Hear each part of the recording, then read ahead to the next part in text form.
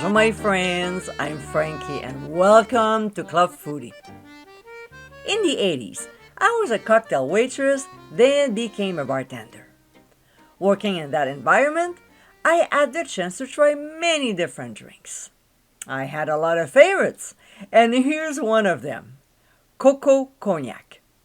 Super easy to make, this delicious smooth cocktail is perfect to sip after dinner.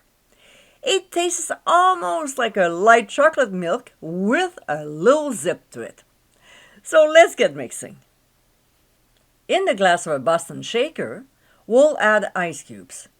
We'll pour in cognac, the type you prefer, some Kahlua coffee liqueur, and then milk. We use 1% at home, but feel free to use 2% or homo.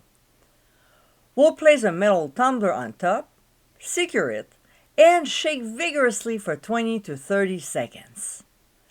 We'll add one ice cube to a snifter, place a strainer on top of the tumbler, and pour the mix into the prepared glass. And that's it, we're done. There will be some foam in the tumbler, so simply add it to the drink, all right? And my friends, this is our Coco Cognac. It's a simple and refreshing drink.